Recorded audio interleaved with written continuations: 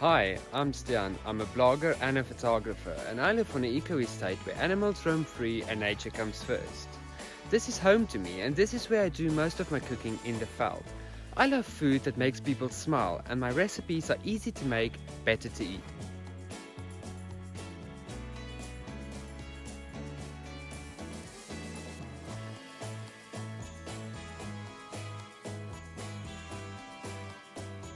Welcome to the photographer's blog.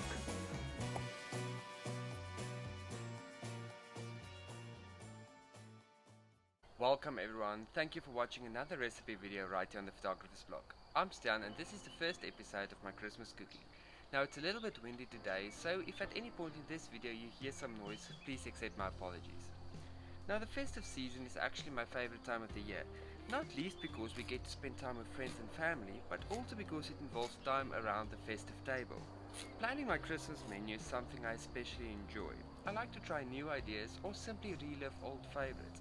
That said, I like to do this well in advance to ensure stress-free cooking. As I always mention in my intro, I like food that brings joy. Joy to my friends and family, but also joy to you as cook.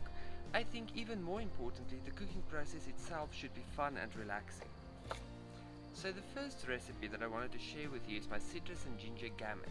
Now alongside the leg of lamb, this is the centerpiece of my Christmas menu. I think this is a great idea for when you're feeding a crowd. It's simple to make and you can make it a hit.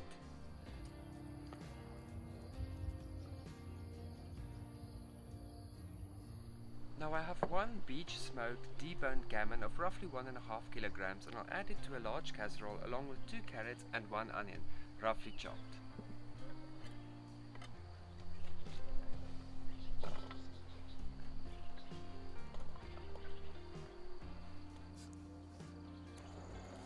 I'll also add in 3 celery stalks.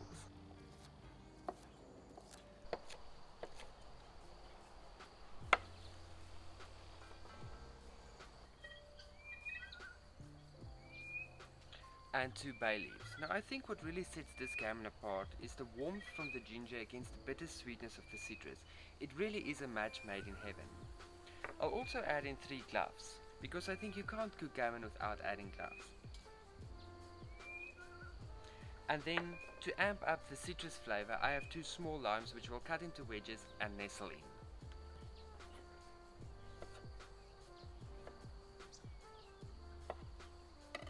Of course, you can also use lemons or any other citrus. Next, we need to cook the gammon. Now this is where the ginger part comes in. I use about 1 liter of store-bought ginger beer. I think it provides the perfect amount of warmth and sweetness. This is roughly 1 liter. Now we'll cook the gammon 30 minutes per 500 grams, which means this one will cook for roughly an hour and a half. Now let's head over to the stove and get the gammon cooking.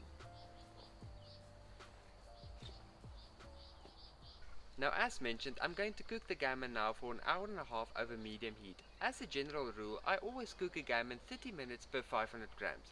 But before we get it cooking, I want to add in 2 cups of water from a recently boiled kettle to help along the cooking process. I'll leave the net on while boiling. We'll remove it before we get on with the glaze.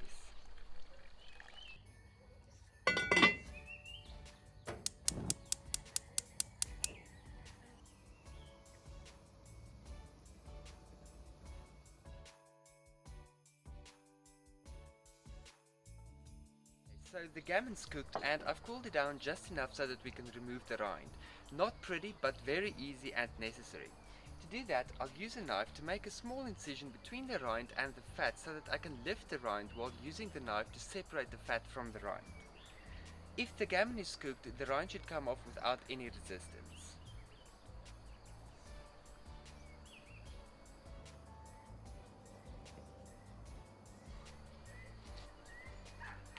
Now you definitely do not want to remove all the fat because we're going to crisp up the fat under the grill in the oven, but first we need to make the glaze.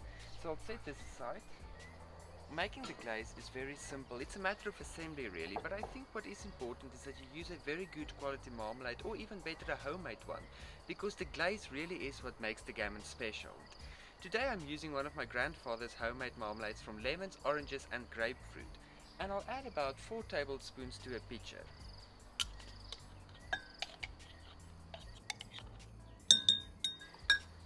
followed by a squeeze of honey, I'd say roughly 1 teaspoon. And to help thin it out, the water from a recently boiled kettle, about 1 tablespoon.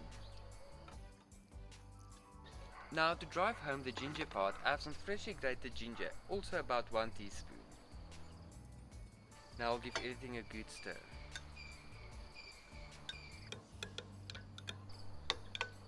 Now before I add the glaze to the gammon, I'm actually going to score the fat. This is not necessary, but I think it helps the glaze stick a bit. Okay.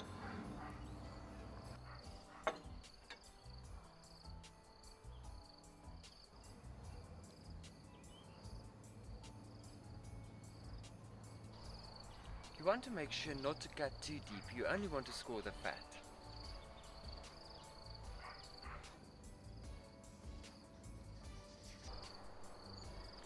Now I have the oven on 200 degrees with the grill on high, and I'll add half of the glaze now, give it 10 minutes, add the rest of the glaze and give it 10 minutes more.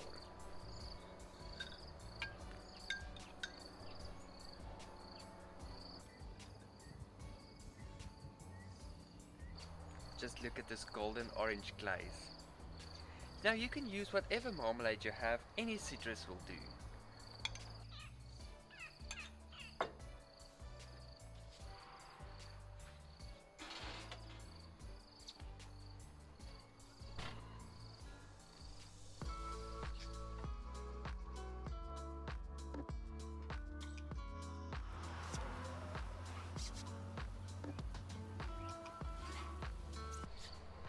Now, if you're not going to serve the gammon right away, or if you're going to keep it in the freezer for use later, I suggest making the glaze once you're ready to serve. That way you'll make sure the fat is still crispy. I'll return it to the oven now for 10 minutes more, or until the fat is nice and crispy. Then I'll rest it for 30 minutes and carve it.